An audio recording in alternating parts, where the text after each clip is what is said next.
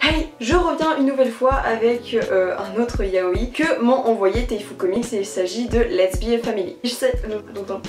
Il s'agit d'un one shot, donc je vais éviter de trop blablater sur l'histoire pour pas vous spoiler. Je vais juste commencer par les dessins. Donc déjà la couverture est sublime, un petit peu pastel et tout, trop mignonne, franchement j'adore. Ça m'a vraiment fait de l'œil sur leur site. Pour ce qui est des dessins, ils sont très doux aussi, légèrement tremblants je dirais, ils sont pas super nets, mais il me semble que ce manga fait partie des premiers mangas que l'auteur crée, donc si je dis pas de bêtises, hein, si je dis une bêtise ne m'écoutez pas.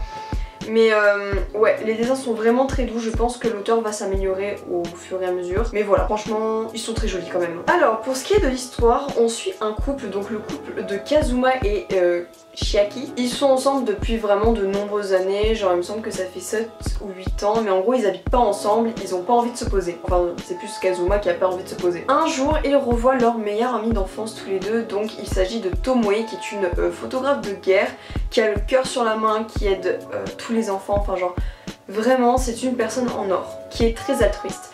Et en gros, elle se ramène au café et il voit qu'elle est enceinte et qu'elle ne connaît pas le père, enfin de ce qu'elle dit. Et quelques mois plus tard, elle va accoucher d'une petite fille qui va s'appeler Ayumi. Et en gros, un an plus tard, elle débarque chez Chiaki, où il y avait aussi Kazuma. Elle débarque avec sa gamine et une valise, elle en laisse les deux et elle dit je dois repartir. Donc ils ont pas vraiment le choix, ils acceptent et au début j'ai l'impression qu'ils étaient un petit peu paniqués parce qu'ils ont jamais été parents. Puis ils vont vite s'y faire. Et en gros tout le long de ce manga on va voir quel a été l'impact de l'arrivée de cette petite fille chez ce couple, comment ça va influencer leur couple, leur relation, leurs désirs, etc. Donc voilà, en fait ce manga c'est l'évolution d'un couple et la création d'une famille. J'ai vraiment apprécié ce yaoi, j'ai trouvé ça très mignon, très doux. C'est la première fois que je lis un yaoi où la thématique de la famille est abordée, l'adoption, etc. Après vous savez le côté genre ah elle a deux papas, une maman, c'est bizarre, oh là là, c'est pas de ouf abordé, c'est abordé mais très légèrement pour faire un petit rappel de ce que peuvent vivre les enfants ou même les couples homosexuels, mais c'est pas plus abordé que ça. Donc si vous voulez quelque chose de vraiment engagé, n'allez pas vers ce manga. Parce que vraiment on se focalise sur l'évolution du couple et la création justement de cette famille avec deux pères et une petite. Franchement c'est une jolie découverte yaoi, c'est très reposant à lire, très doux, ça m'a fait vraiment passer un bon moment.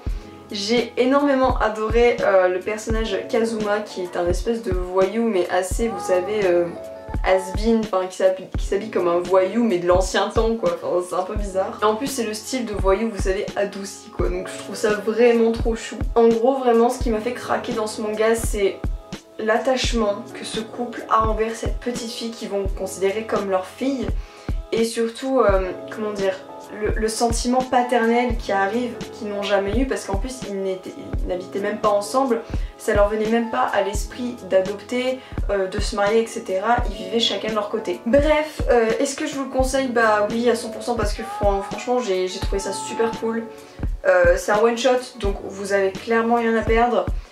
Et puis merde, foncez, qu'est-ce que je dise. Donc voilà, j'espère que cette vidéo assez courte, puisque j'avais qu'un tome à présenter, vous aura plu. Et n'hésitez pas à regarder la barre d'infos, je vous mets tout le temps le site de Taifu Comics et aussi la fiche du manga pour que vous puissiez regarder le résumé, etc. Et puis moi je vous dis à la prochaine.